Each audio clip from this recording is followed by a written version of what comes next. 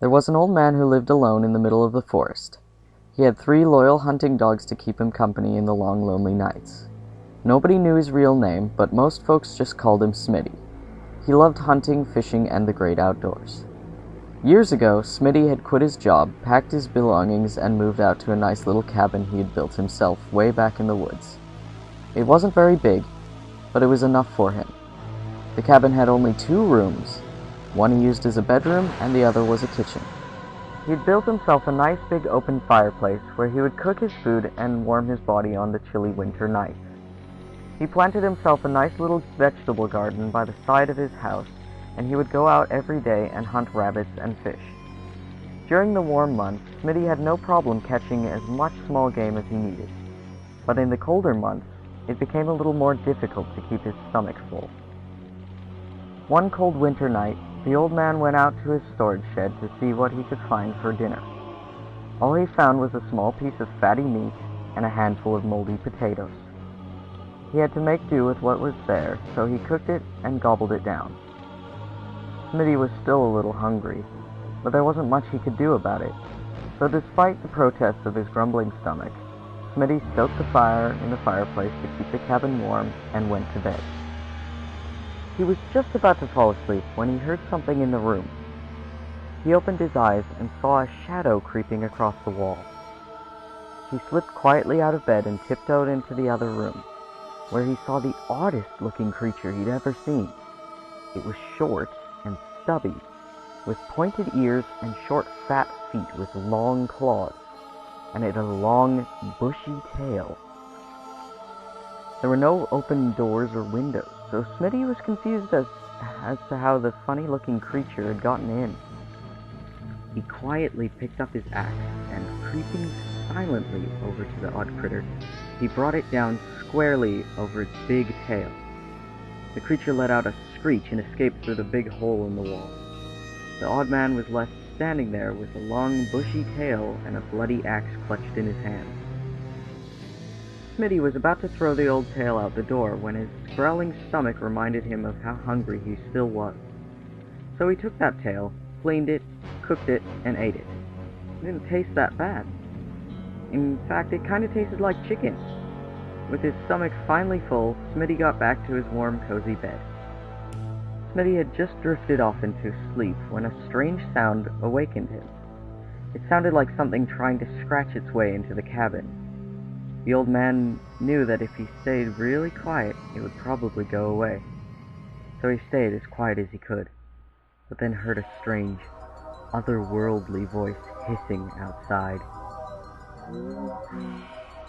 Tailypo, I want my Tailypo.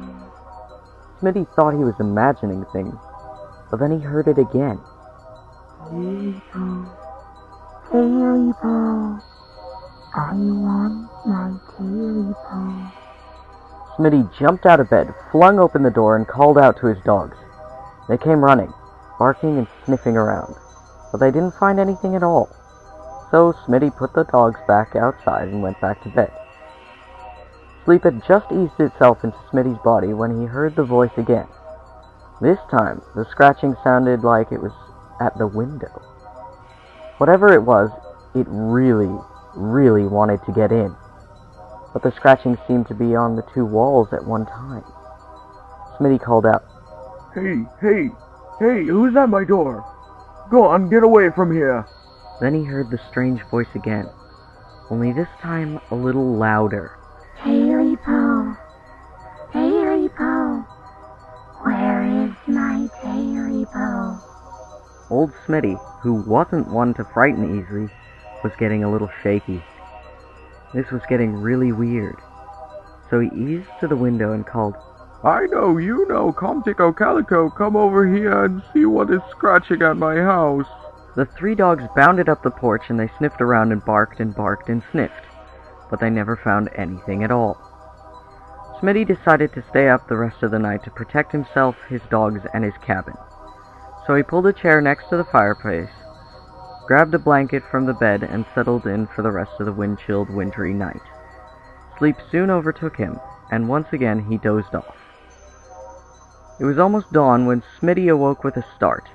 The sound of scratching seemed to reverberate from every area in the cabin. Smitty searched frantically for his axe, his rifle, or something to defend himself with, but he was so frightened he couldn't find anything. The scratching grew louder and louder and louder. Tailypo, Tailypo, give me back my Tailypo. Smitty yelled back as loud as he could. I ain't got no Tailypo, so why don't you leave me alone and go about your business? I never hurt nobody or nothing. Just leave me alone. The scratching seemed to be inside the house now, and the voice was so loud it was deafening. Tailypo, Tailypo, you took my Tailypo. Now I'm back to get it. Give it to me now. Smitty pulled the covers up over his head and stayed as quiet as he could, but the scratching was now in his room. Tailypo, Tailypo, you better give me back my Tailypo. Smitty then felt the thing scratching up at the bottom of his bed and onto the cover. Smitty eased the cover down to see what was steadily approaching. Then he saw it. A short, stubby creature with pointed ears, fat feet, and long claws, and bloodshot red eyes that glowed in the dark. Eyes that seemed to burn straight through Smitty. Before he could pull the cover over his head again, the thing pounced on his chest, looking straight down at him, and said, You got my Tailypo, and you better give it back to me now. Smitty yelled. I ate it. I ate your Tailypo. It's gone. And that thing started to scratch and claw and tear away at poor old Smitty, trying to get that Tailypo back. Smitty tried to fight back, but that thing was too strong, and those claws were too sharp. Smitty's screams echoed throughout the dark mountains, then stopped, leaving a chilling silence. After a month or two, without hearing from Smitty, the folks who owned the store at the base of the mountain went up to his cabin to make sure everything was all right. When they got there, they found the cabin torn to shreds, but no sign of Smitty or the dogs. They searched the woods and called for them. Smitty! I know, you know, Comtico, Calico! But they never found a thing. As the search party was heading down the mountain, the winter wind began to blow, and a strange voice could be heard saying,